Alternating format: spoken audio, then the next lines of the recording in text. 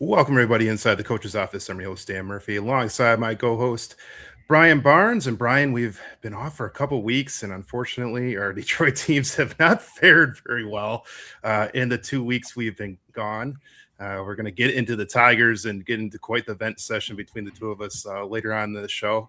But we're going to start off with the Pistons, and we got a great guest, great returning guest to help us kind of put a bow on the Detroit Pistons season. But before I bring him on, Brian, how you been? How you been the last couple weeks?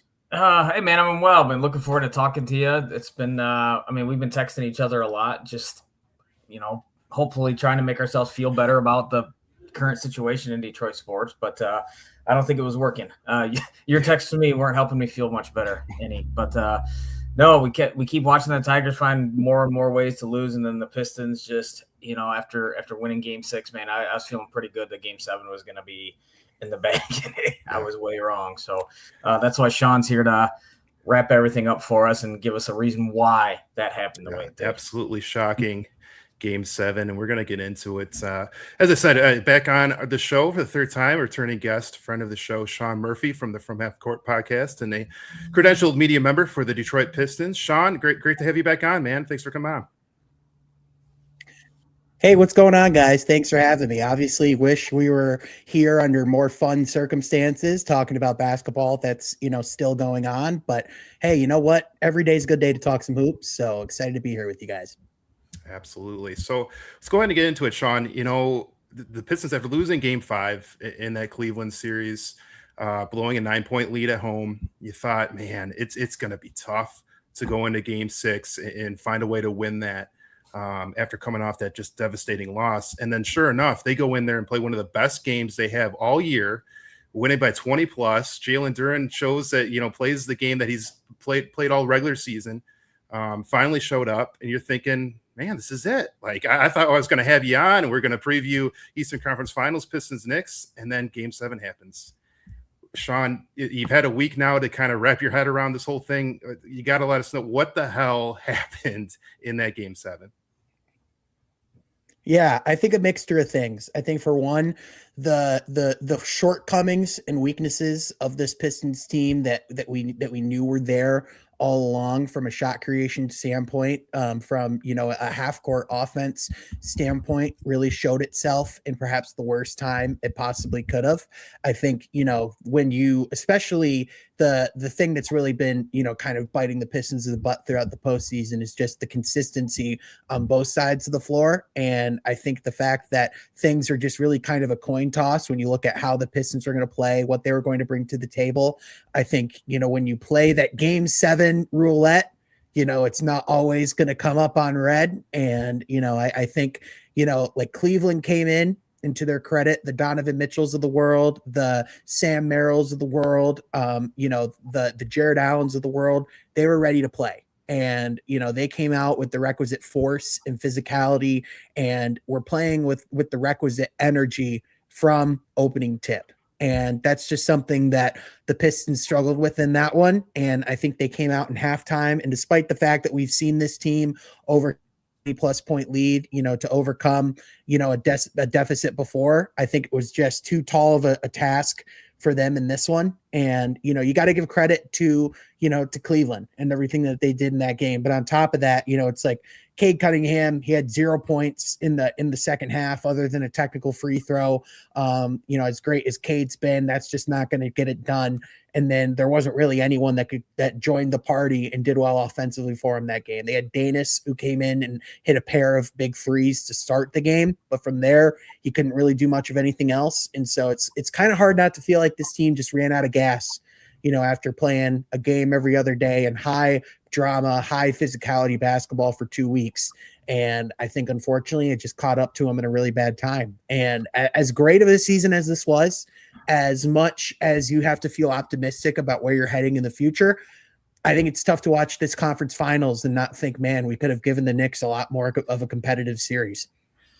Yeah. Hey, I think coaches will tell you in any sport they would take talent over experience any day of the week, of course, right? You want talented guys, but I've harped on this before, and I still think there's something to be said that a lot of these guys haven't been through it, especially compared to the Cavaliers, Donovan Mitchell, James Harden, right? You know what I'm saying? Like, those guys have been through it all. And if you are a dominant ready championship team, a seasoned veteran team, they're not going to go game 7, round 1 against the 8 seed and then put probably game 7 in the second round. Right. And I think that still has a lot to do with it. So I think my question for you is, all of the general managers in this town talk about developing from within, and there's definitely truth to that, right? Every year, the next year, you're hoping young guys take that leap and that next step.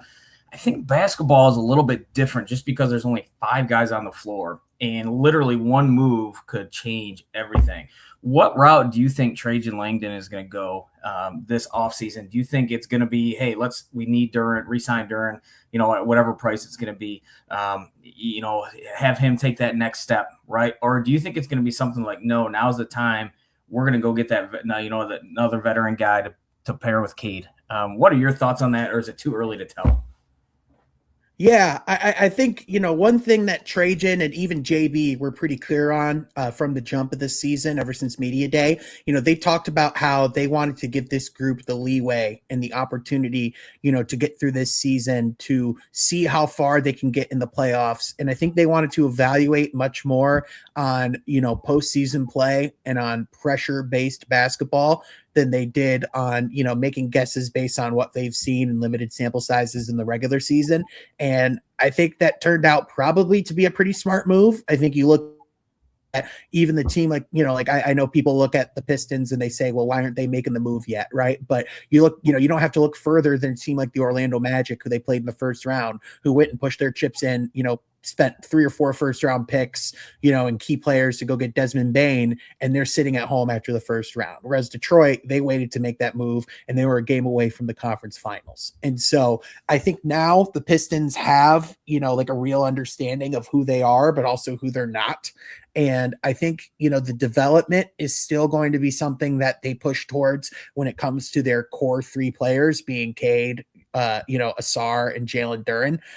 This summer, obviously there's the restricted free agency of Jalen Duren, and Trajan said, he's confident that they're going to be able to come together at the table and get a deal done. I imagine that price has gone down by upwards of $10 to $20 million per year, based off of what we've seen from Jalen Duren this postseason.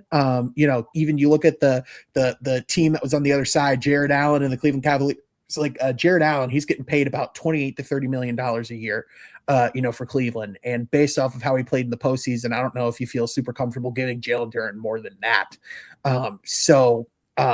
He had the second biggest drop off in average points per game and field goal percentage in the postseason in the history of the league. And so as much as, you wanted to believe in the development, and you certainly, even LeBron came out and said, he still thinks Jalen Duren's going to be just fine. And I still think that, the Pistons feel really good about the season that he had. That definitely changes the calculus of what you think Jalen Duren can be in the immediate and in the distant future. But with the SAR, this is also the summer where they're going to be able to, throw him his extension and, have the opportunity to lock him up long term. And I think based off of what they've seen, the Pistons feel very comfortable to do so. And so from there, the rest of the roster, that's where you're going to have to see improvement. And that's where you're going to have to improve, like Tobias Harris. They've talked about how they want to bring him back, in free agency this summer. But if you're being realistic, what's one of the places that the Pistons have an opportunity to go get another shot creator and someone who can handle the ball and generate offense? It's probably someone at that position. And as great as Tobias was, for this Pistons team, you start talking about the salary, room that you're going to have, realistically speaking, unless Tobias is willing to take a bit of a discount, it's probably going to be pretty difficult to bring him back. And so, whether it be through trades, whether it be through free agency, I definitely think there's avenues for this team to improve and to, get some better, get some better assistance, throughout the margins. One thing we know Trajan said that he wants to see improvement on, and an area that he wants to, target this offseason, is ball handling. I think we saw with Danis Jenkins coming in the second round in the starting lineup, and, just kind of throughout the season, it's not even just guys who can create their own shot. It's guys who can comfortably handle the ball and make the offense move without Cade Cunningham. And so I think, even you look at Oklahoma City and San Antonio, who are kind of the standard bearers of the league right now, how many of those guys on the court can handle the ball at all times? It's all but one player. Mm-hmm. And so I think that's, a very realistic and, achievable goal for them, but it's just going to be the matter of, like inherently, in order for this team to get to where they want to go, to your point, coach, there is still that bet on development. There is still that bet on like the Asar Thompsons of the world, getting better offensively. There's still the bet on Jalen Duren. Like, okay, this isn't going to be like an aberration on who he is for the rest of his career, but those are calculated risks, right? So, like ultimately, again, I still think that you have to feel really good about where they're at. I mean, Trajan, he brought up a really good perspective point, in his press conference where this year the Pistons won 7 games in the postseason and they won 14 games in the regular season 2 years ago. Like that is a massive jump. And that is like when you think about, just how much more that is, like it's remarkable. But at the same time, I think what we've seen pretty clearly these conference finals is there is a level between where the Pistons are and where they want to be, and how they're going to get there, especially when you have a 7'6" alien like Victor Wembanyama and the Thunder, who don't have a shortage of draft picks. That's a heck of a difficult mountain in front of them. But that's why they get paid the big bucks. Just going back to Jalen Duren for a minute. His entire career really with Detroit, you continue to see him get better and better and better. And really the playoffs were the first time for me that I have seen him regress at all. And it was a big regression in the playoffs. Do you think that was just a case of, a lot of things going on off the court? I mean, mentally he wasn't all there. Maybe it was a case where he was keyed on a lot more than he's ever been in his career. And maybe just some jitters of being like kind of looked at to be kind of the guy other than Cade, and he just wasn't quite ready for the moment. Do you think maybe it was just a combination of all those things? And I guess my question is, do you think he's more the player that we saw throughout the regular season this year, or do you think he's a little bit more to the player that we saw in the playoffs?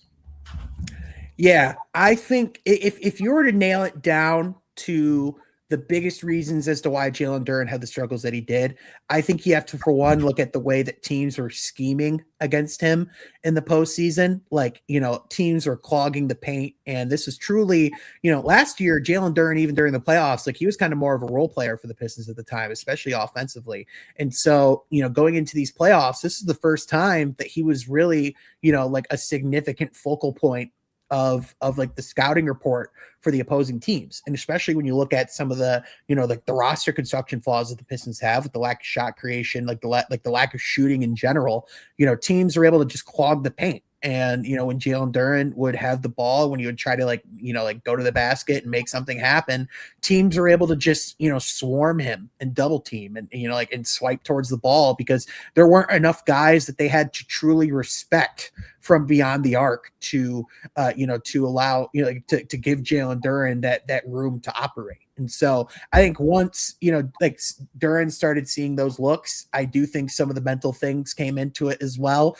It's no secret. Some of the, personal things that were going on in that first round with Wendell Carter Jr. and Jalen Duren, if this isn't a sports gossip show or a People magazine segment. So if you want to look that up in your free time, you can definitely do so. But, it certainly wasn't your conventional matchup when you look at some of those elements. So I definitely think at a certain point, it just became, a mental thing. And some of it could even just be paralysis by analysis, because there are just times where even just simple things like going up to grab a rebound or, like being physical at the point of attack, on both sides of the floor, like just things where it felt like he was thinking a lot more than he was doing. And it felt like that confidence and that like that self-assuredness we saw in the regular season just started to slip. So as far as who I think is the real Jalen Duren between the regular season and the postseason, I'm much more likely inclined to believe that he's more like the guy we saw in the regular season. I think you can even look at, like a Jared, not to keep going back to this guy, but Jared Allen. There was the quote a few years ago where he talked about how the lights are brighter than expected in the postseason. He was kind of like a no-show. You see this a lot of guys where they get their first lick of the postseason and, it's just a completely different environment and it's a completely different circumstance. And so I think if you're the Pistons, I still think, again, the all NBA caliber year, the all-star season, a lot of the things that you've seen, like there is the foundation of a special player there, but this postseason did show the holes in his game and where he has to get better in order to, not be taken out of the game like that. Because even Kenny Atkinson, he said during the series, he thinks Jalen Duren's might be pound for pound the strongest player in the NBA. And I would agree with him. And he didn't play like that for parts of the series. And so I think it's how do you work through that frustration and still and not let that take away your physical impact on the game? Because it doesn't matter if Jalen Duren is shooting well or not. His physical impact has to be felt, because that is a major part of his game. So, now that we're a week removed from the Pistons final game, and we can look at the totality of the season and everything, right? You just mentioned how a couple years ago, 14 wins, right? And where the Pistons have come from there. If you would have told Pistons fans before the season started that you'd have 60 wins, be the 1 seed, and be a game away from the conference finals, do you think Pistons fans would be cool with that? I think you sign up for that 10 times out of 10. I think you take that every time. Yeah, I agree. Because we're gonna look back, and like you said, there are moments like Dan mentioned, they were this close. You blow the lead game 5, you look so dominant game 6, you're that close. But thinking back to where they were and now, I think the season overall has been a success. It's disappointing at the end, but I think it overall has been a success. How do you feel about that?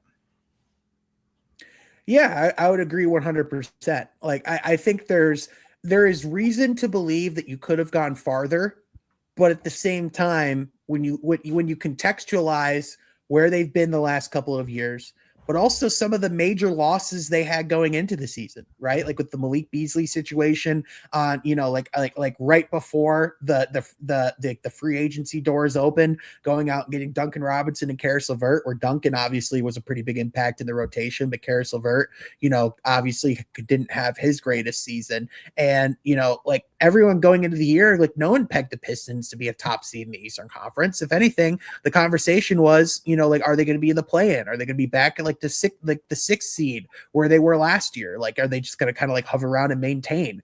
And if anything, they were able to drastically improve, 16 win improvement over the season before.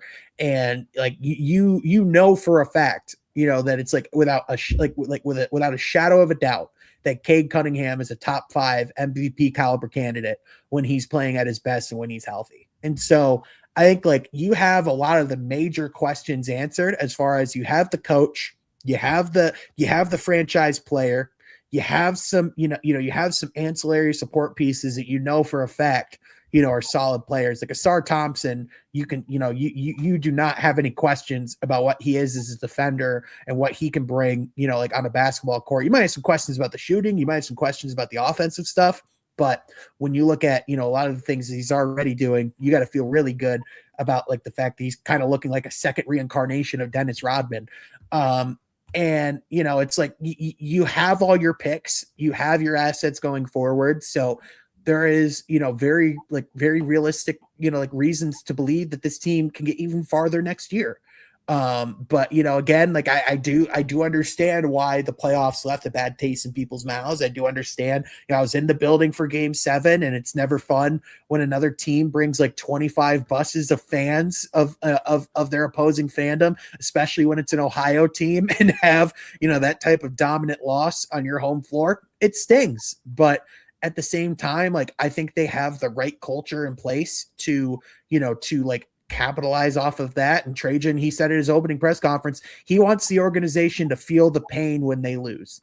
And I think they are going to absolutely feel the pain of what this postseason was. And, we saw them improve off of it last year. I have no doubts they can do it again the next year. Let me follow up really quick.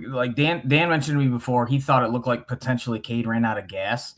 And I say that, and I bring it up because going into next year, so it's great to be the 1 seed. It's great to have 60 wins, right? But the Knicks are about to, make the NBA Finals, and they didn't have as many regular season wins as the Pistons. Does that change regardless of the roster construction? Does that change at all? I'm not saying, the rest guys and that, so to speak, right?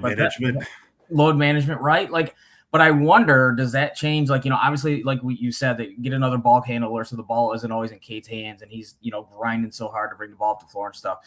But do you think that changes at all next year, their strategy in the regular season?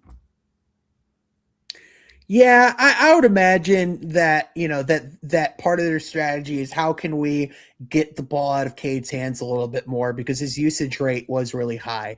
I think it's important to remember, he did have the collapsed lung a couple of weeks before the postseason.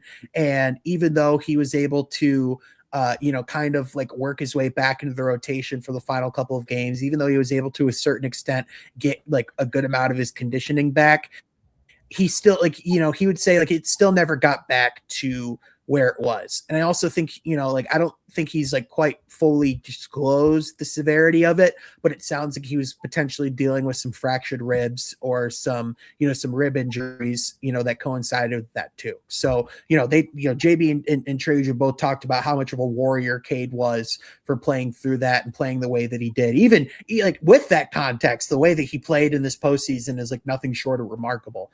But I mean, we've seen so many times, throughout the history of the league, it is just downright near impossible to win a championship when your number one player's usage rate is that high. It kind of reminds me of the first iteration of the Cleveland Cavaliers with LeBron in the late 2000s, where you have a guy who's ascending as like a top 5 player in the world, but then you have a ton of guys where it's just not quite the supporting cast that you need to get over the hump. Like even if the Pistons were to make the finals like that 07 Cavs team did, it would have been a tall task because it would have been like you're going up against a San Antonio Spurs, and who knows, it could have literally been the Spurs again. But like you could have faced a team where depth wise it was just going to be a really tall task. And so it actually it actually reminded me of like the Pistons with Grant Hill, and he was like that point forward who was always bringing the ball to the floor. And I always wondered, like, I know Doug Collins, like, hey man, he's the best player on the floor. The ball's got to be in his hands, right? And I remember thinking, as the just average Joe fan, like,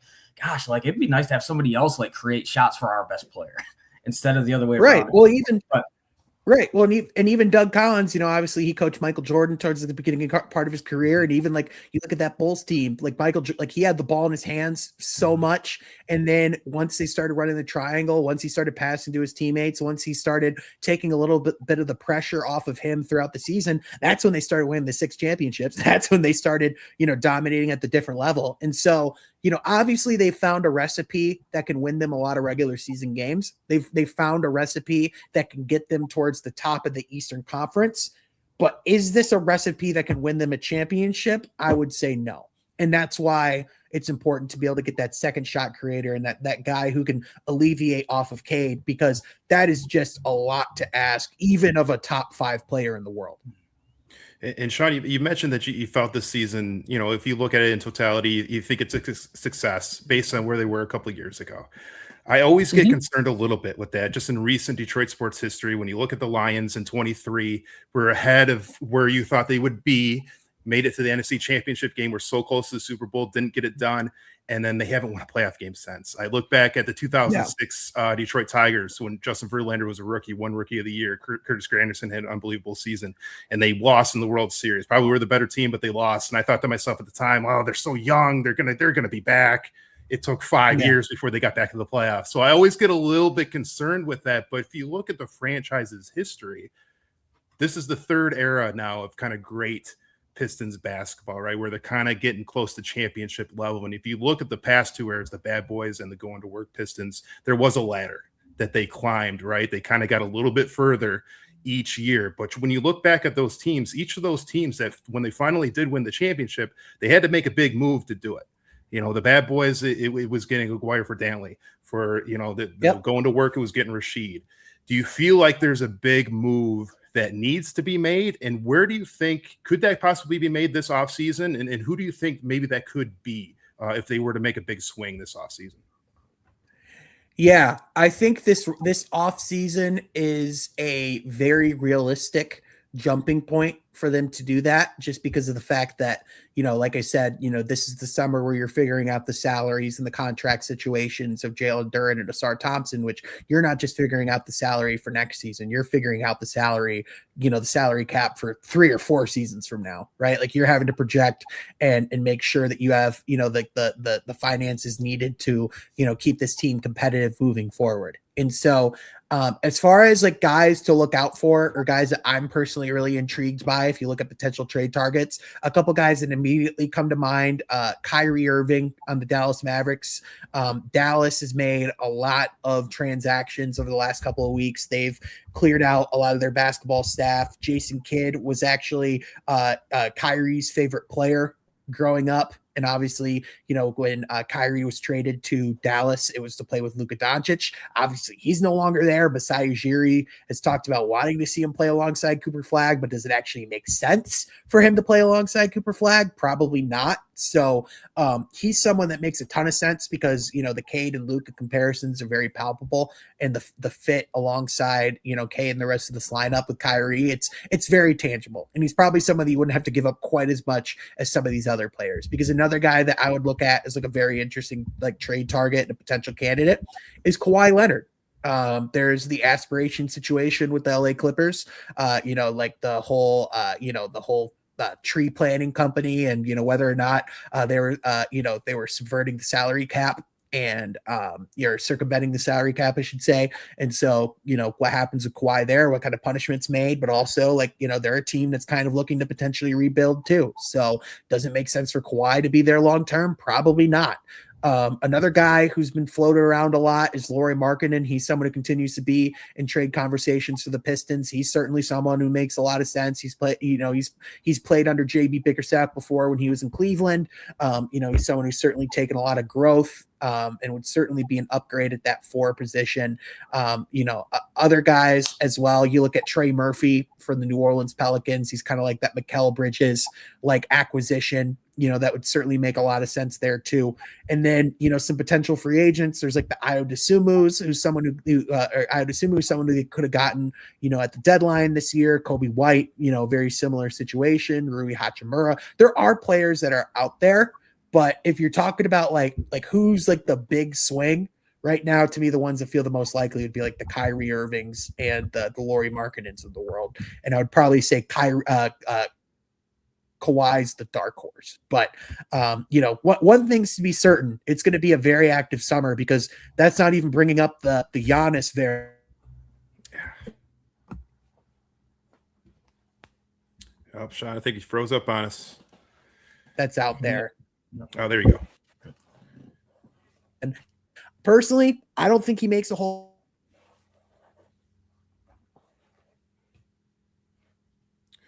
Sean, I think we lost you. Bummer. I wanted to hear that, because my follow-up comment was going to be, if the Pistons somehow acquire Kyrie Irving, Sean better ask him about his moon landing theory still, because that's always he's not flat Earth, but the flat Earth stuff and all that craziness. Oh, bummer, because I wanted to. Did we get back? Are you back on, Sean? Oh, you're back. You guys there? Yeah, we got you. All right, sorry about that, guys. No, the flat Earth stuff with Kyrie. I mean, it's definitely there. There's things with everyone that make you certainly scratch your head and ask a couple of questions. Sure. But but you know what? If he can, when Kyrie's just focused on basketball, exactly. Mm-hmm. Yeah, if you get him to shut up and he's just focused on basketball, good fit.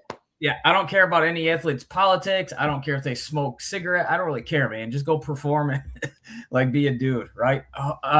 So with the way that the playoffs are now shaping up now, obviously the Thunder have taken control of that series after losing game 1. They're up 2-1. And obviously with the Knicks up 3-0. Is it the Thunder's championship to lose?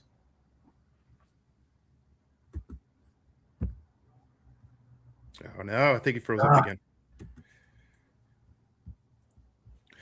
Well, hopefully he can. Yeah, Sean was playing a road game tonight. He was. Doesn't have the home court advantage. There's always the technology, but hopefully when he comes back, because to me, that has been obviously Victor Wembanyama, however you pronounce. I mean, dude's a freak. That, and that's that the way the game of basketball has evolved when you get big men that can do that thing, do those things with the handles and just outside shooter, do whatever you want. The length is just absurd.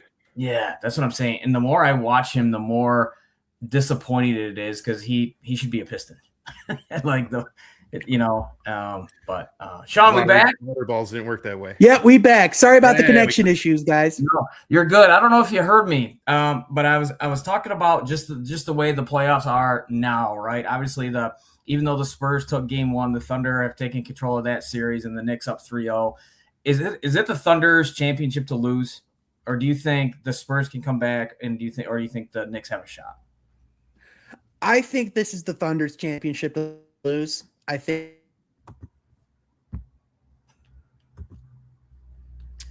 Man, just not working out, Sean, unfortunately. Look at the talent on. Yeah, you're coming in and out, man. Sean, we're gonna have you again, man. Yep, sorry about that, Sean. We're gonna have to let you go here. That sucks. That was good. He's fantastic. Well, we'll have to get him on when the finals start up. Yeah, we'll do like an NBA Finals preview. Yeah, we'd love to, and then we're getting into the draft and free agency and stuff. But yeah, it's I mean, the Knicks have taken control of that series. I guess in a way you could talk about running out of gas. Cleveland's probably run out of a little gas there too, right? And I can't stand the Knicks. Never have been a Knicks fan, even back to the Charles Oakley, Patrick Ewing days. But I agree with Sean. I do think it's the Thunder's championship. Yeah, I think the Thunders are establishing a dynasty here. There's no question. Which, in a weird way, is this would be a fun, inside the coach's office topic one day. They should be in Seattle and that whole thing. I know, it's man. Sports are weird, but it is what it is. Got to remove the emotion, and it's a business. Well, I think Sean was leaning that way anyways with Oklahoma City and kind of building the dynasty. The last question I was going to ask, and I'll ask you, just trying to watch these games, Brian. Like it used to be the first 2 rounds would be locally broadcast. It'd be nationally broadcast as well, but you would have the local broadcast and you would get Blaha. I remember it was Blaha and Lambeer back in the Going to Work Pistons. Recently it was, Blaha with Kelser. But they don't do that anymore. It's all national. And then even at that point, when it was national, you kind of had the Eastern Conference used to be ESPN. Maybe it'd be ESPN or ESPN2 if it was like first round, and they had multiple games going. Or it would be TNT, TBS. Now it's all these different streaming networks and streaming apps. You don't know which channel it's on. And you get different announcers for every game. So it's just, I hate it. I hate it. I heard people complaining all over the place. I never know which game it's on. I got to have 7 different apps to watch the NBA playoffs. Like, how has it been for you? Not even just the NBA, but just the idea of all these streaming apps kind of taking over sports broadcasting. Brutal for me. And my wife, she loves, watching the Tigers. Like that's become her thing, right? And so for me, I can follow along on my phone, just the the CBS Sports app or whatever I'm on. I can just listen to the game. I have no problem with that instead of any of that stuff, because there's been how many times it's been a Friday night and we'd sit down and we're like, all right, let's watch the Tiger game. And then nope, it's on Apple TV. You look up, you click on the MLB app, or whatever. And when you're already paying $20 a month, already paying, I'm just like, gosh. So I'm like, look, I know, like, we as a society, like everybody wants everything. We've got the advanced phones. You got to go get your Starbucks and all this other stuff. But I do wonder at what point fans are just gonna be like, the heck with this. Like, I'm not gonna watch. I don't know if that'll ever happen, but it's been frustrating. It's been definitely frustrating. It's taken away, like you mentioned, like it's taken away just the experience or the joy of just, like I remember, I'm old enough to remember the Tigers that used to be on Channel 4, WDIV. Every game was on Channel 4, WDIV. Well, that is one thing though. It wasn't every game. You didn't get all 162. You only got maybe 100 or so. Well, sure, whatever. It felt like it as a 6-year-old in 1984. I felt like I was getting every game, right? It did feel like it. You're right though. No, you're right. It's just the way of sports right now. And then Amazon. There's been games where we've had to watch Amazon, which is I'm like, oh, geez. So. Yep. Well, I get to the point where I sit down to watch the game, and it used to be I would know. Okay, Western Conference, ESPN, Eastern Conference, TNT, whatever it may be. And now I sit down and I sit down. I'm ready to watch the game, and I'm like, I don't know what happens on. I don't know what happens on, and I'll go through like 3 different ones before I finally get to it, and it's just ridiculous. It is absurd. And then when we get into football season and like college football Saturdays, that is my favorite thing in the world. Yep. It used to be you could just flip back and forth between all the channels. I mean, you could have like I think they had a thing where on Comcast back in the day where you could have like your favorites. So you could just set it. So you just had like 5 channels that had the games on. And you just flip through real quick. Boom, boom, boom, boom, boom. Yeah. Now with the streaming, if you only have one TV, and you're just watching on one TV, which most people are. Not a lot of people have like a 3 TV setup like I have, or ridiculous setup I have in my basement. Most people are just watching on one TV, right? If you can't flip back and forth, you're kind of stuck watching one game, because by the time you get out of the app of the game, say the game's on, goes to commercial, and you just want to see real quick what the score is and maybe catch a play or two. By the time you get out of the app, get into another app, get that on, you get the streaming with the rolling wheel of death before it finally loads up, and then it clicks on, and then that's in a commercial. I'm like, oh my God, what a waste of time that was. And then you got to flip back and get back to the game you were on. And by the time you get back, you missed a play or two. Yeah. It's a nightmare.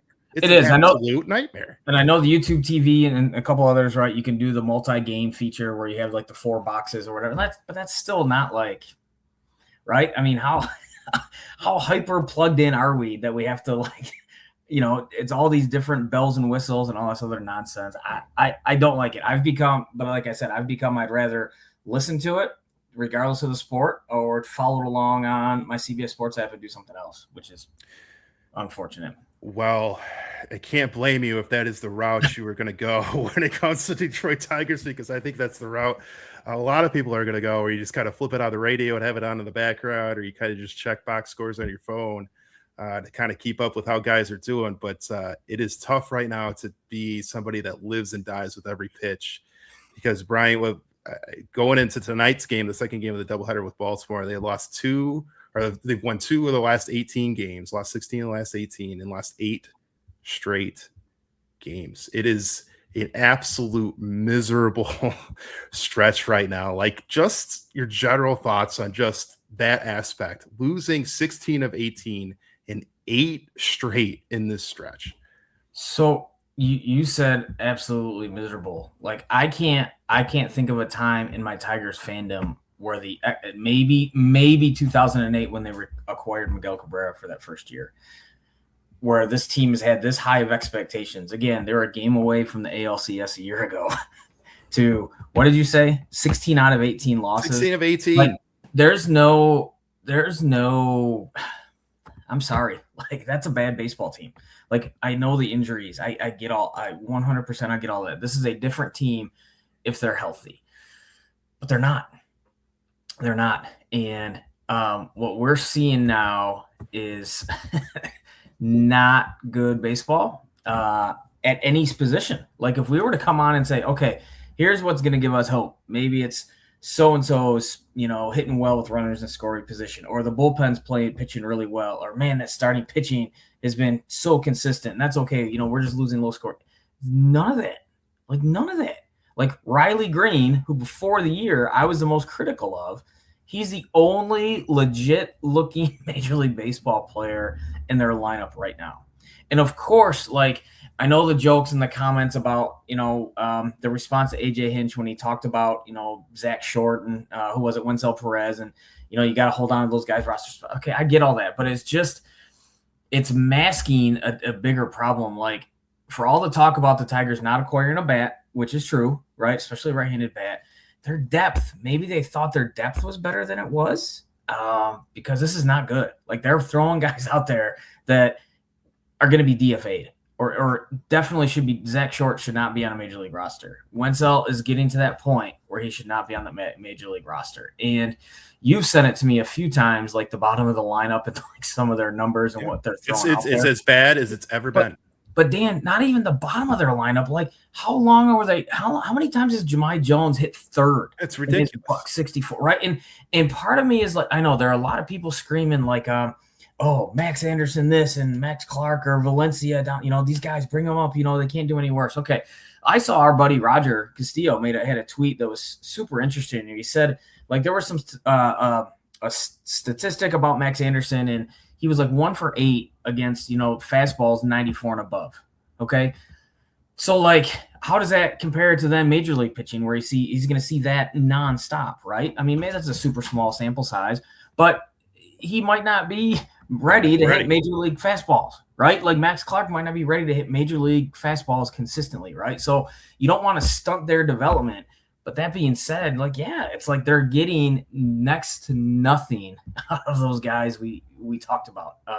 And unfortunately, they're also getting next to nothing from some guys that you were relying on. Like, again, like Spencer Torkelson and Colt Keith, like, they're not going to be Tigers a year from now. There's no power. I can't see Torkelson had the 1 week where I know. I don't know how that happens, how you have no power, and then all of a sudden you hit home run 5 games in a row. How does that happen? I don't know. And I remember when he got drafted, because he got drafted during the COVID year, and there's always the talk, they talk like it's a risky deal when you draft a first baseman that high, right? For whatever reason. Because a lot of times with guys, I think power develops later on, and it's something you can work on, but he might have been maxed out, right, as he got drafted, at 20 years old or whatever it was. And so it's just frustrating because when he hits the ball, the quote-unquote torque bomb, like he hits it hard, and it's pretty awesome when he hits those bombs. It just – you can't go through a season like this. Like somebody compared him to Rob Deere, if you remember Rob Deere back in the day. Well, the difference was Rob Deere was hitting 40 bombs. Like, you know what I'm saying? I mean, he might have been hitting a buck at 90 and striking out 250 times, but he was hitting 40 bombs. Torkelson's not even going to get close to 30 this year. So you brought up Riley Green, and if I had told you before the season that all of our frustrations that we had with Riley Green would pretty much be gone 2 months into the season, because he would have changed his approach, had much, much better at bats consistently, have an OPS over 900 and playing close. If he starts getting a little bit more power, which is funny because it's all he had last year really was power. Yeah. And now it's like the only thing he's lacking is power. But if he gets a few more home runs and start getting a little more power, he could be talking about, MVP level type season, or at least like get some votes. Sure. You know what I'm saying? Sure. If I had told you that, and I told you McGonigal would start day one and be playing as well as he did, and I said, some ups and downs a little bit here and not there, but as a 21-year-old rookie, I think he's far exceeded expectations. And then Dylan Dingler continues to play at an all-star level, one of the best catchers in the game. If I told you those three were going to give you the start of the seasons they have, you'd have thought, man, would the Tigers be 5 or 6 games up?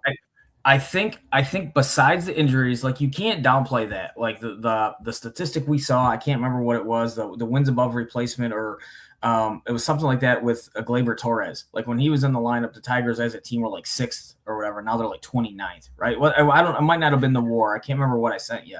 I think it's a win-loss record, because when he went out, right after they went on that 8 out of 10 stretch where they were in first place and they were looking like the World Series contender that we thought they were going to be before the season started. No doubt. And then all the injuries happened, one after the other, and he was one of those injuries, and that's when the skid is starting.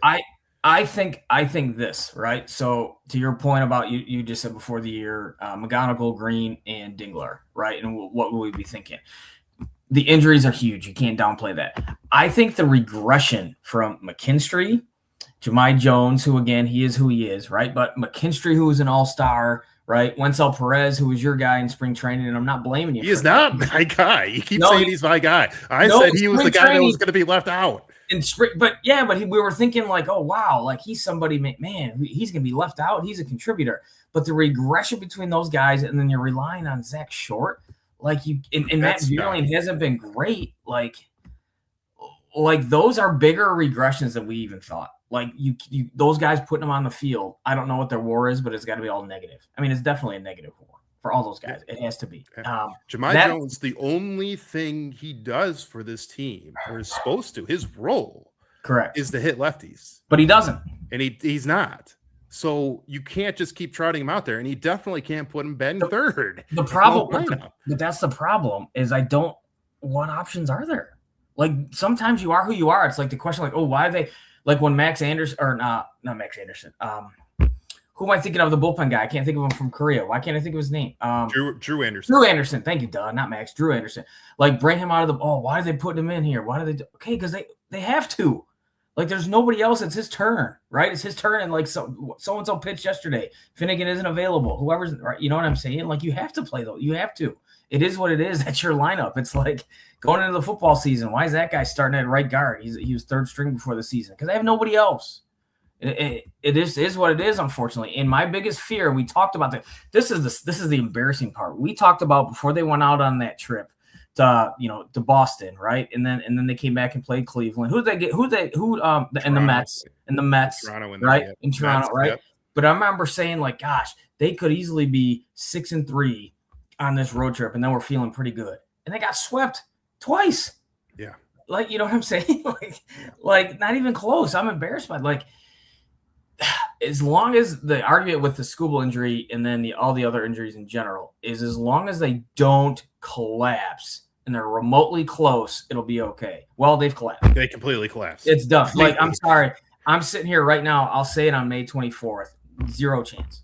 I have no faith. No, it can't be. You can't say 0 chance. You can't say 0 chance. What we've seen the last 2 years, you can't. What we saw the Tigers do in 2024, what we saw the Guardians do last year, you can't say 0 chance. We've seen it with our own eyes the last 2 seasons. Less than 10% chance. Less than 10%. Yeah, I would absolutely say less than 10%.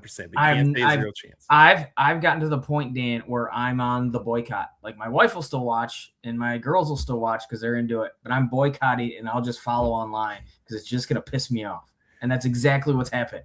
Nonstop. Like the other part to this too, which is frustrating, is like, remember my criticism when I talk about Dan Campbell? And again, it's not, I don't know if you want to call it criticism, but like, dude, you're a culture guy. Like, you're talking about grit. Like, you better not come out and lay an egg in the most important games at the end of the year. And they did that a couple times, right? Okay, well, AJ Hinch, his best qualities over the years as a manager, he's like, he's pinch hitting at the right time. He's pulling guys on the mound at the right time, right? Or guys are playing fundamental baseball. None of that has worked over the last 20 games. That's what I want to get into, Brian. Getting picked off bases, silly errors, poor at-bats, pinch hitting guys like nonstop, and they still don't come through. Or again, hitting Jahmai Jones third and Riley Green, your best hitter, doesn't get a chance to bat in the ninth, thinking when you're losing by a run, like things like that. That's frustrating. And is it always fair to bash coaches? Like, as a coach, no. But when it doesn't work, you're going to get criticized. That's just the nature of the business when you're a coach and you're in charge of making those decisions. They better work. And if they don't work, you're going to get questioned for it. Just to go back to the fundamentals, and for a coach that, a veteran coach who has been here for a long time now, like, this is his team. Like, this is AJ Hinch's team. Like, what he puts out on the field, that's his team. And what I mean by that, like, the team that he's putting on the field, like, the fundamentals and the culture of the team and what this team should be out there on display, almost regardless of who is coming out there. Like, I understand the injuries, I understand things like that, Correct. But the core of what your team should be Correct. should still be seen out on that field. Correct. And what happened on Wednesday, I was at that game, and I've been preaching positivity throughout this whole stretch, right? You've been a little bit more negative than this team than I have been, but I continue to preach the injuries. These guys are going to come back. Like, they just got to keep their head above water. It's an incredibly long season. What have we seen the last 2 years? What the Tigers did in 24, what the Guardians did last season. Like, they can come back. It's such a long season. But what I saw on Wednesday night in the bottom of the 8th inning, when the Tigers had guys on first and second and Jake Rogers up, okay, they have a 1-0 lead on the Guardians. I'm thinking, okay, man, this is the chance. They got to put the Guardians away right here. They can get a win, and they got Mize on the mound, and in like 16 hours at 1 o'clock the next day, they can get a split in this series. All right, so up 1-0, bottom of the 8th, guys on first and second, no outs.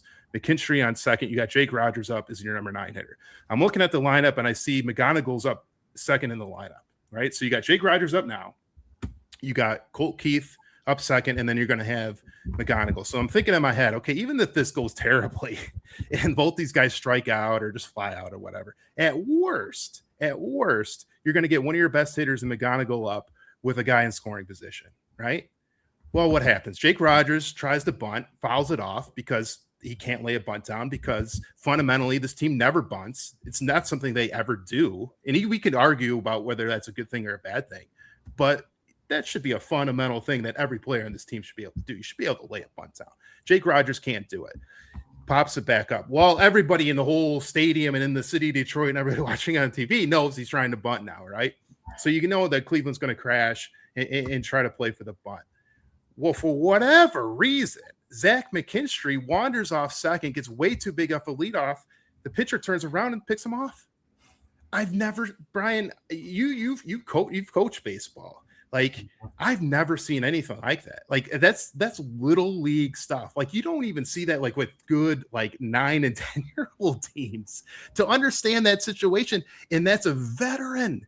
That's a veteran in Zach McKinstry, who was an all-star last year, who his whole role as a player is he's not bringing power to the lineup. He's not bringing a whole ton of stolen bases. He's not playing Gold Glove, defense. His role is to be in these situations and understand what to do and what he has to do. And that Jake Rogers is laying a bunt down. He's sacrificing. He's giving himself up so that you can get to third. Your whole role as Zach McKinstry in that role is to find a way to score, to get home. And you're getting sacrificed over. And to get picked off in that situation just screamed to me like, this team is so flawed, number one. Fundamentally, they are incredibly flawed, which goes back to AJ Hinch and this whole franchise and the entire coaching staff. It does. But number two, it tells me this team is not locked in. They are not locked in at all. And again, who does that fall on? That has to fall on the manager. It has to fall on the coaching staff. And you've seen it really all season, but in a time when you absolutely need all of your players and everybody that's up, regardless of where they came from, whether it's Zach Short that you had to go pay money and trade for, whether it's guys coming up from the minors, or whether it's veterans that you've leaned on throughout this whole run. These guys have to step up in this moment when you have all these injuries, and they have to be locked in more than they ever have been, and they are not locked in at all. And Brian, I think that has to go back on AJ Hinch, and I think that's where all the heat should go, is on AJ Hinch in this moment. No, I agree. And I also think, like I said, I mentioned this a little bit with Sean about like talent versus experience.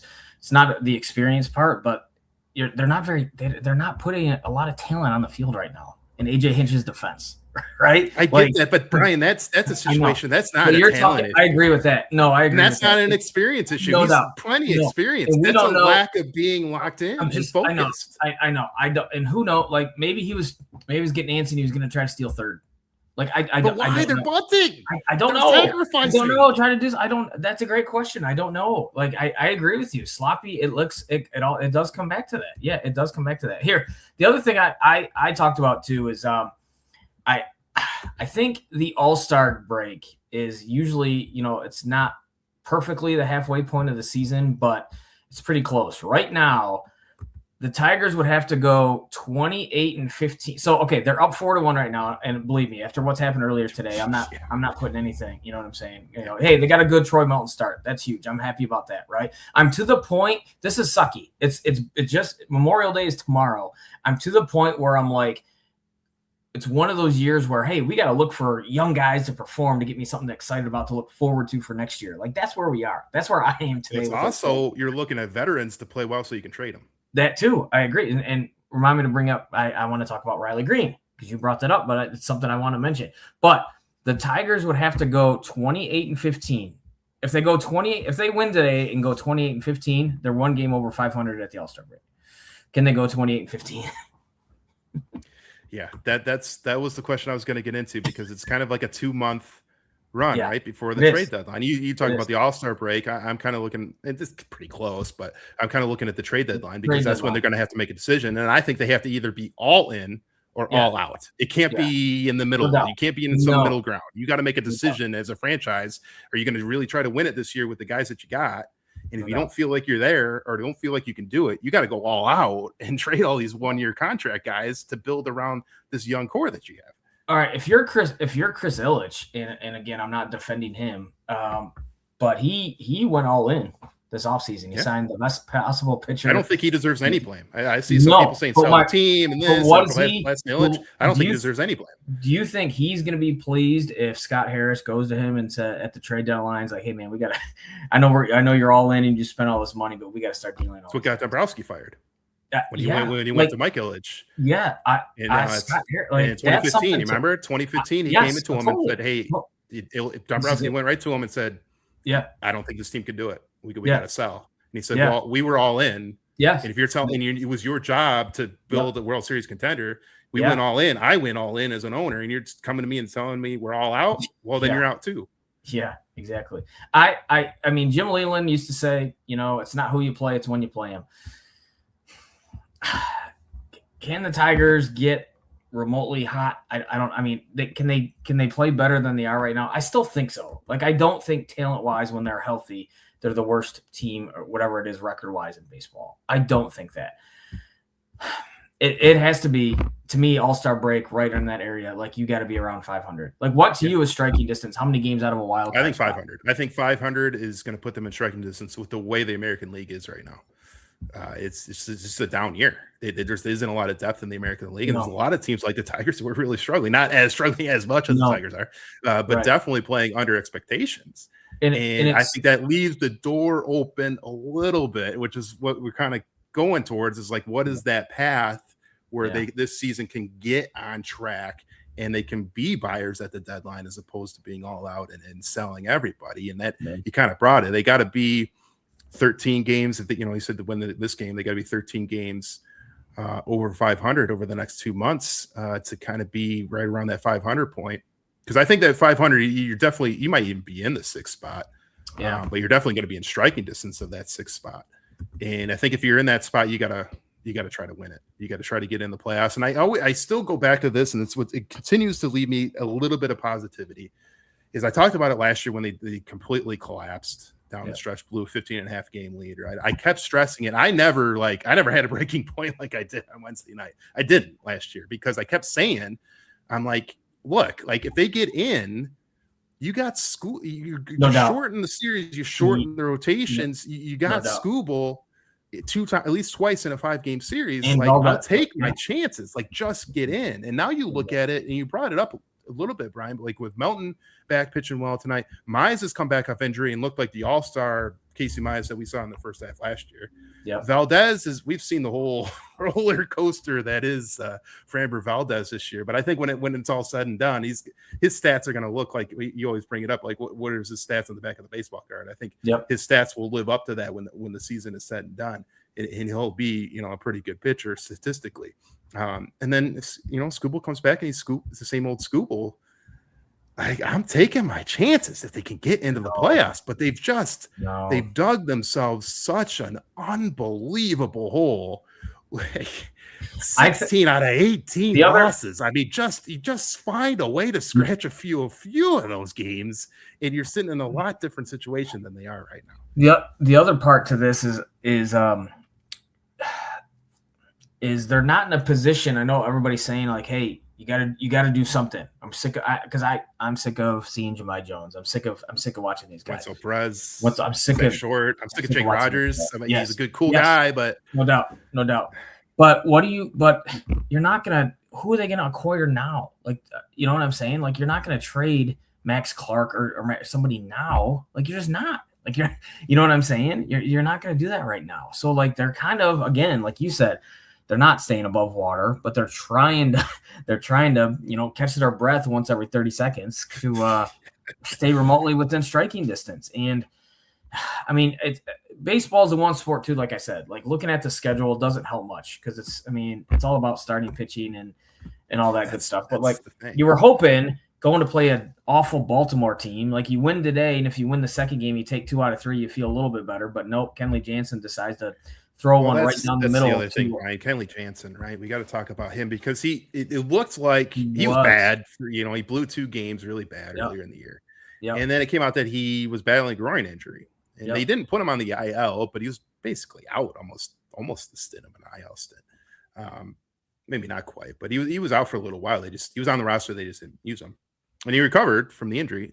Then had like 6 straight scoreless outings, like 10 strikeouts. He looked incredible. And he was looking okay. He had a couple walks, but you're like, oh yeah, you should get out of this. You should get to stay. They're going to get the win here. We got Melton going tonight. You felt not good about where it was going, but you're like, man, we're finally going to get a win. And then this ridiculous losing streak. He gets up 0-2 with 2 outs against Cowser, who's been a terrible hitter. He's batting 190. I think he had 2 home runs all year. Not a lot of power. And he throws a meatball right down the middle. It's like instead of going to a splitter, it worked, all season. It's worked his whole career. He goes with a sinker, and it just sits, and Cowser hits it out of center field, and they lose the game.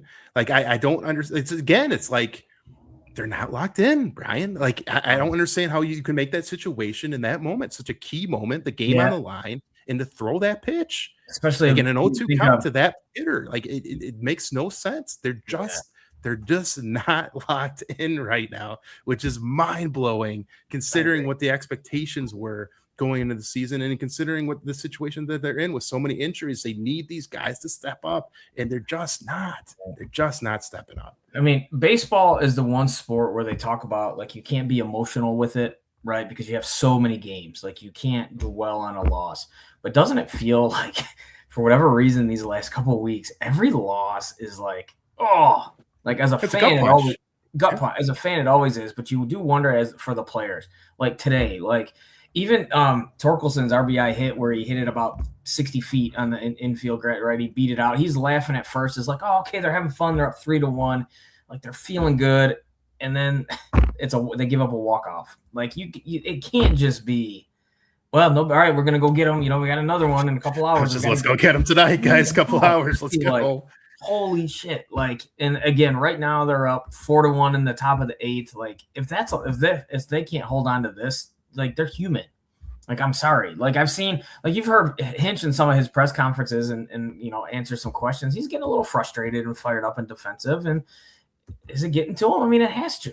I mean, nobody anticipated this. It has to. Like, God, like I don't know if they're coming out of it. Like I said, they got to be around 500 at that point. At least, even as a fan, like I mean, we're all thinking, like you see the comments on Twitter and other you know, listening to radio shows and stuff. Like, how many fans have given up? Like, what hope? I mean, I know getting healthy, but like, what hope is it? Because part of me is also like this, and it's unfortunate because we thought we were out of this phase at least for about 10 years. But like, okay, what are you getting for Skubal? Right. And you know, what are we getting? We're having those discussions. It's not even more no, yet. It's horrible. No, I know. What are we getting for Will Vest? Like, look, you're not getting anything really for Veerley. You're not getting anything for Jahmai Jones. You know what I'm saying? The guys that we talked about. Like, we're not getting anything for those guys. But like, you know who you could definitely get something for, who I'm sure the Tigers are questioning resigning for how much? You could definitely get something for Riley Green. And again, I don't know, man. He's not. I think he's proven. Now, I'd like to see, you know, continue for at least a couple more months. He's not going deadline. I don't think he's not going. I think he's a part of that. I think he's a part of that. I don't think so. You're right, but like, we've got so many guys that are, dude, they're not coming back next year at this rate. They're not. And then where does that leave you? Is that full rebuild? Like, okay, that's the thing. So like, I mean, we don't have to take this deep dive crazy, Dan, but I am curious, like, okay, is yes or no, is Spencer Torkelson returning if you had to get wager right now? I mean, I don't know how many years he's left in this contract. I think he returns. I don't know what role. I think it has to be a minimized role. I don't think he's a starter. I didn't think he was. But why? As a what? Well, you're going to trade him. You're not getting anything for him. I know. Does he DFA? Like, I wonder. Like, I don't know. Like, does he? Is it one of those trade him to somebody else that needs a fresh start? You know what I mean? Like, you could argue your first base position, your second base position, your third base position. If we say Riley Green's in the left, you could say then your center field and right field positions are all questionable.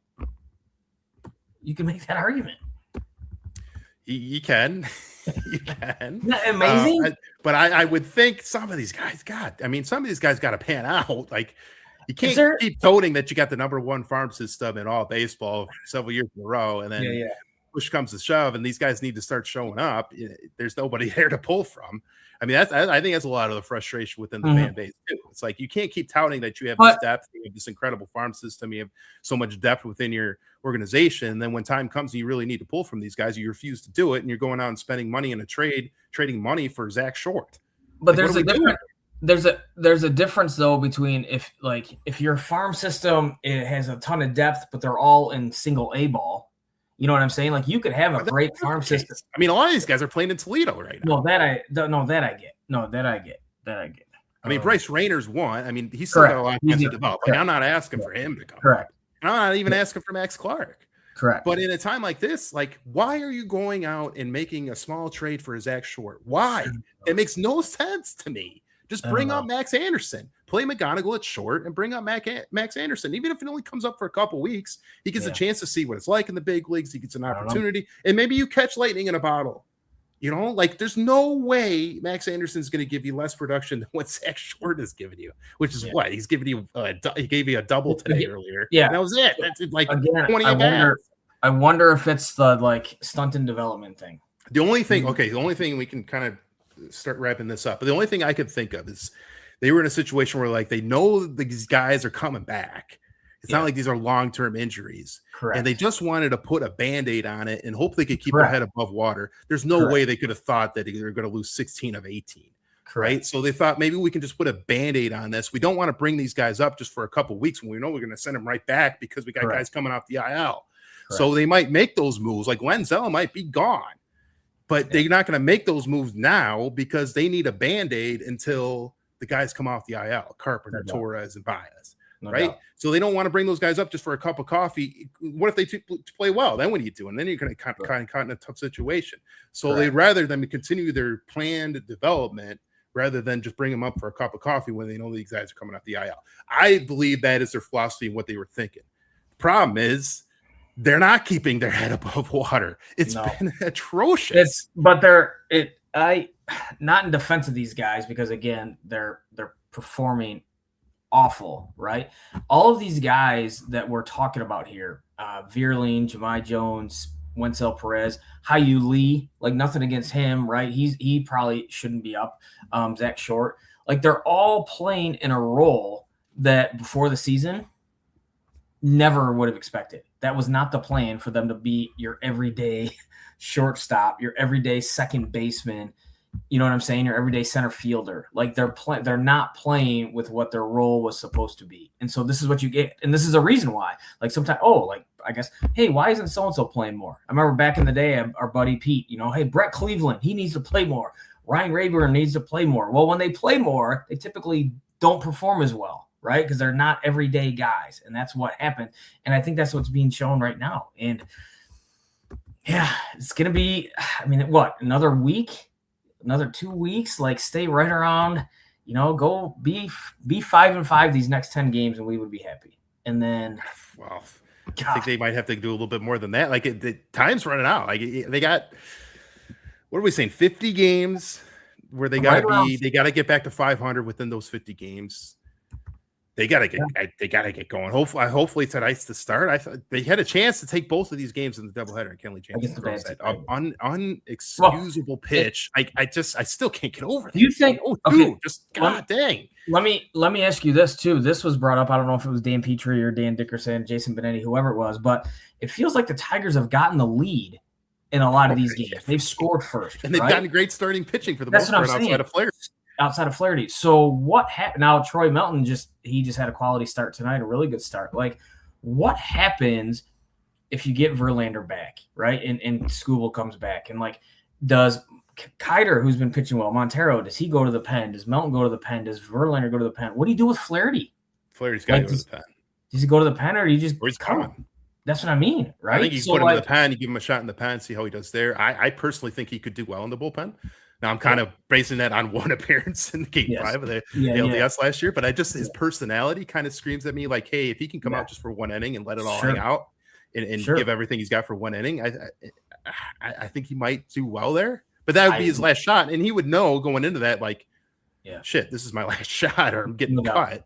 Maybe his back against the wall, maybe it brings out something out in him. I don't know. But that's where he's got to go. He's got to go to the bullpen once his rotation's fully healthy. And going back to your, you just the injuries and to my point about guys like outperforming their role or doing more than their original role. Like you mentioned it to me, like, oh my gosh, we're watching a game in a critical situation and Birch Smith is on the mound, or Birch Smith is your opener. Do you know what I'm saying? Like, what are we doing? Right? A lineup with Gage Workman and Zach Short. Like it's May. This is supposed to be a World Series contender. Yes. And I'm not, and this isn't me saying, no, they're going to be okay. I don't think they're going to be okay. Like they can come back and they can get hot. It still might not be enough. Like that's the worst part about all this is, God, my biggest fear, Brian, if there's six games under 500 right now, we're still freaking out and upset. but it's not okay. It's not dire, right? It's not full out panic mode. It's not full out panic mode. This is the worst possible situation. This is full out panic mode. Right yeah, now. you don't trade considering what the expectations were. Everything. And I had somebody on Facebook because I went on a rant that Wednesday night, and it got pretty viral with what I said, and I posted the McKinstry Street play. Yeah, and he called me like a keyboard warrior, and it's not that bad. This isn't the worst baseball you've ever seen. First of all, I didn't say it was the worst baseball I've ever seen. It's the worst play I've ever seen, considering the circumstances. But that is like you consider the circumstances, like that's part of it. Like the expectations, that's part of it. Like when we went into 2003 and they had the worst team ever. Yeah, like we knew that team was going to suck. Correct. There was no expectations. Played guys. Correct. This team was supposed to contend for a World Series. This is the same team plus additions that went to the playoffs the last 2 years and were a game away from going to the LCS. This isn't some garbage team that they threw out there and playing bad baseball. This was supposed to be a World Series contender that lost 16 of 18 and is playing horrible baseball with horrible fundamentals. Even when they get a lead to the bullpen that's supposed to be decent and veterans that you're supposed to rely on are blowing games and throwing terrible pitches in terrible situations. It's as bad as it could possibly be, Brian. Considering what we thought this team was going to be going in, this is as bad as it could be. It is absolutely dire. It is absolutely panic mode. It's whatever phrase you want to put on it. Yes. It's bad. Yes. It's bad right now. Yes. The only way it could be worse is if Riley Green wasn't playing well. That's it. And Dingler and McGonigal. McGonigal wasn't up and still in AAA or something. But I want to leave it at this, Brian. My biggest fear is that everybody comes back, they get healthy, but they kind of don't play great. They play good, but they don't play great. And they're kind of like 4 or 5 games under 500, maybe 5 or 6 games, maybe even 4 or 5 games out of the playoff spot. And you get to that trade deadline here, you're kind of like, shit, what are you going to do? And if you're Scott Harris, you're kind of sitting there, shit, because your team's starting to play well. Maybe you're 7 or 8 games over 500 in a certain stretch. But you're 4 or 5 games under 500 because you've dug yourself such a huge hole. What the hell do you do? Because you cannot go halfway. You have to go all in or all out at this deadline. So and if they're somewhere in some weird range of being 4 or 5 games out of a playoff spot, Scott Harris is in an extremely tough spot. I don't think they're going all in this year. I don't. I think it depends where they're at though. Like what if they are? What if they do play incredibly well? Go on an incredible stretch, and they're sitting in the 6th spot at the deadline. I don't think don't you have to make a move in your lineup and get that right-handed hitter to try to get you over the top? I don't think there's going to be baseball next year. I wonder what. Which makes it to me more imperative that if you're sitting in that spot, you got to go for it. You would think, but is that risky financially after seeing with everything that's happened up to this point? Like, I wonder if that's something. Brian, that's my point though. Like we're talking 2 months from now. Your guys are back. Your team is healthy now. Now you've played in 8 or 9 games over 500 in that stretch. You're playing really good ball with your team that you thought you had, but you're still kind of far out of it in terms of 4 or 5 games out. You're in a really tough spot to not only sell to your clubhouse, but to sell to the fan base. Hey, I don't care that we're 8 or 9 over 500 in this stretch and we look good with our actual healthy roster. Like, I got to make a decision, and I'm all out, and all these veterans are gone. Scooble's gone. Mize is gone. Jansen's gone. All these guys are gone when you've just made this great kind of run over 2 months. I'm telling you, man, I think that's what's going to happen. I think we're going to have some really difficult discussions, 6-7 weeks from now, where they're playing some good ball, but they're still kind of far out of it, and they're going to have to make some really tough decisions. Do you remember going into the offseason, we talked about how fascinating it was going to be the offseason with the school ball and everything. Oh, it's the deadline now. And it was. Now it's like, man, it's going to be that deadline. Yeah. Because there's going to be teams like, I get it. School ball is going to be a rental now, right? But CC Sabathia was a rental, and he led the Brewers to the playoffs. And Randy Johnson was a rental, and he led the Astros that 1 year to the play. Like, gosh, they could still. That's the tough part, right? Because you're going to be able to get those teams in a bidding war. You're going to get the Dodgers, probably one of the best farm systems, not the best farm system in baseball, who want to have a dynasty. You're going to have the Padres, who are dying to get past the Dodgers and win a World Series. And you got the Yankees, who are dying to get a World Series again because they haven't won it in forever. Like, you're going to have those teams, the highest teams competing and bidding for the best pitcher in the world. And it's a franchise-altering move that Scott Harris is sitting on. I know. And the team that who are the team the Tigers were linked to the most in the offseason for Skubal? It was the Mets. Well, right? they kind of give up a lot of their guys because they went out and got Freddie Peralta from the Brewers. No, I know, but no, what I'm saying is I don't think they're. But like I think of like, okay, if the Tigers would have traded him, would you have felt pretty good about Jonah Tang? Who was it? AJ Ewing? You know what I'm saying? Like, I think it's Jet Williams. Jet. Like there were some guys. Like I wonder if, because we keep talking about it, we go back to this. Did Scott Harris really feel like this was the Tigers' championship core? Right? I mean, no, I think he felt like it was an opportunity to win, which we did too. Because I talk about you can have more than one window.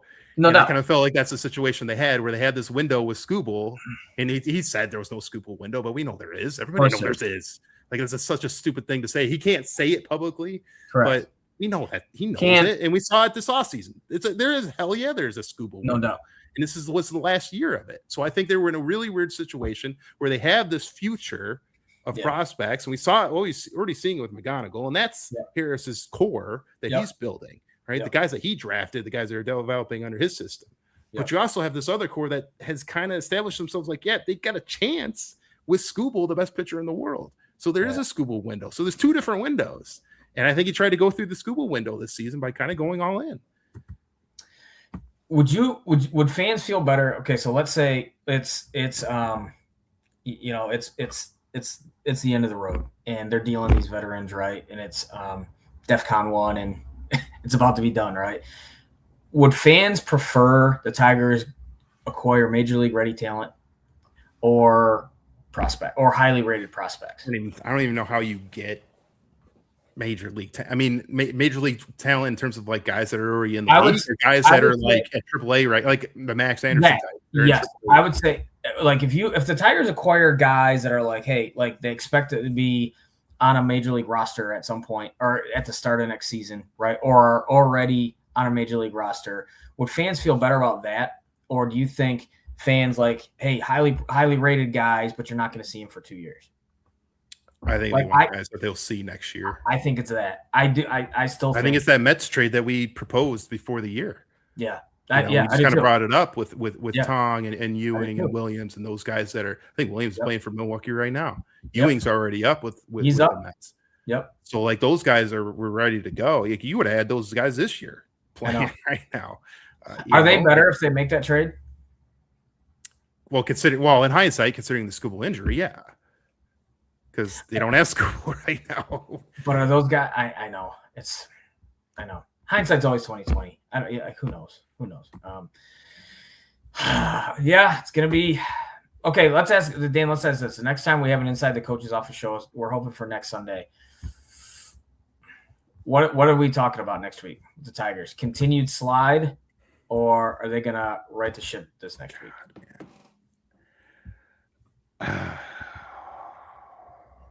I don't know. I mean, it's hard. I mean, they won tonight, or they're about to win. No, don't say that. Yeah, well, I don't know who's going to close. I assume Jansen tried to go 4 out, so it's probably not going to be Jansen. So I don't know. It's tough to say, man. Like I think maybe they go 500 this week, but they just lost 16 of 18, man. I don't know. Like even when you think they got the game won, like earlier today, they find a way to blow it. I know, like they cannot dig themselves any more of a hole. Like they have to keep chipping away. Just a little bit at a time. This is an insane question. It's like, all right, well, they're 13 games under 500. How many games under 500 do they have to be before they're done? Like they're done. They're done. I'm sorry. I think they're done. I cannot put that word. I can't. Even with the wild card, I'm sorry, they're done. There's 4 months left, Brian. No, I don't think there is 4 months. I think there's. I know before the deadline, they're really looking at a 2 month window. Yeah, I think there's 50 games. I think there's a month and a half. 50 games to get back to 500. I think they're done. I hate it. It sucks. It depresses the heck out of me. We were really looking forward to this. And I think they're done. As a fan more than anything else, I'm incredibly disappointed because I picked them to go to the World Series. This is as excited as I've been in probably a decade since the 4 straight division championship teams. Yep. I thought this was the year they're going to win the division and that streak, first division title since 2014. I look at the American League and I feel vindicated in how I felt about the American League. Like everybody's down. Yeah. But unfortunately, the most down of the teams is the Tigers. I just never expected it. Never expected, even with the injuries. I thought guys would step up. I thought they'd bring guys up for the minors. I thought they had so many guys, the Hayulis, the Max Major League Andersons, ready, the Compacts, the Maljuris. Thought these guys that were maybe they're 4A guys, but I thought if they had injuries, these guys could step in and keep them above water. Yeah. And either they brought these guys up or depended on some veterans who haven't stepped up, or they just refused to bring these guys up.